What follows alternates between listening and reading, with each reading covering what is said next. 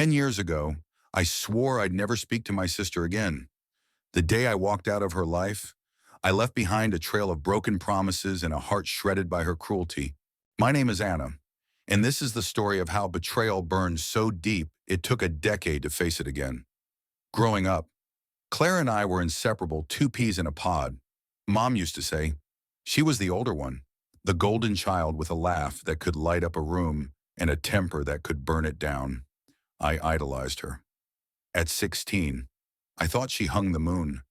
By 20, I realized she'd been stealing my stars. Clara had a way of making me feel small. It started subtly borrowing my clothes without asking, taking credit for my ideas, dismissing my dreams as cute. But by the time we were sharing an apartment in our early 20s, her behavior turned vicious. She'd mock my job as a barista while she chased her big break as an influencer. Never paying her half of the rent on time, she'd invite friends over, trash the place, and leave me to clean up. Once, she accidentally spilled wine on my sketchbook, the one filled with drawings I'd poured my soul into for art school applications. "Oops," she said, laughing. "You're not that good anyway." The final straw came when I caught her lying to our parents, telling them I was irresponsible and wasting money while she siphoned cash from my savings for her shopping sprees. I confronted her, shaking with rage, and she just smirked. "You're too sensitive. Anna, grow up."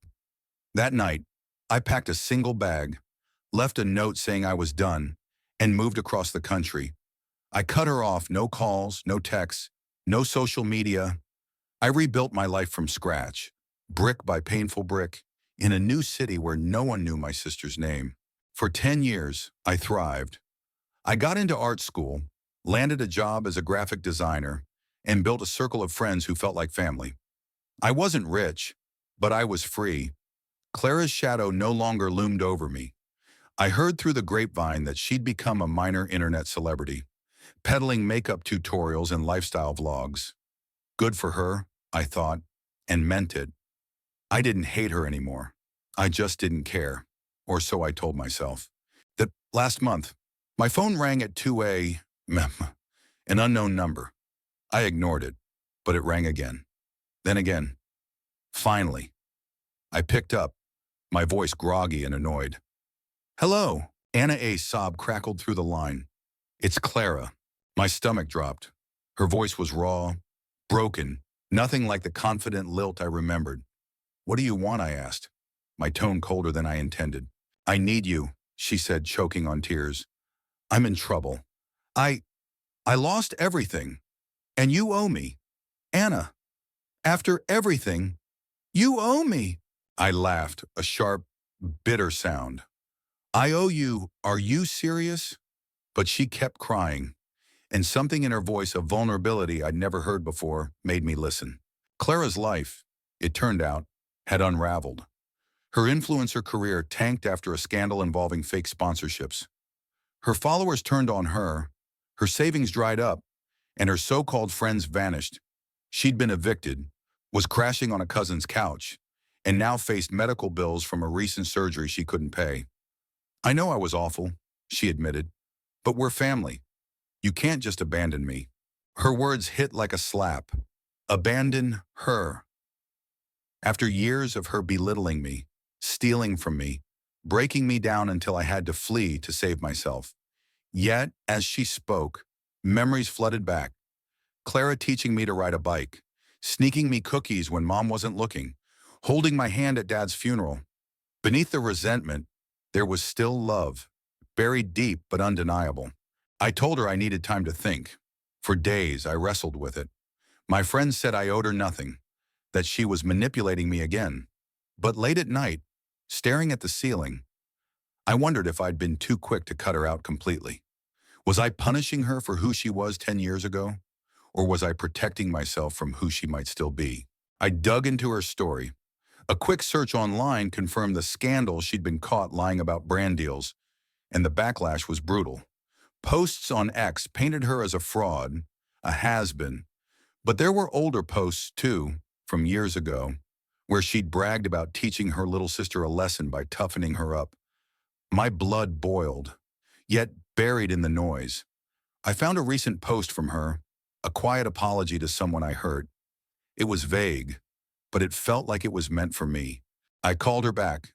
"Clara," I said, my voice steady. "I don't owe you anything, but I'm willing to talk.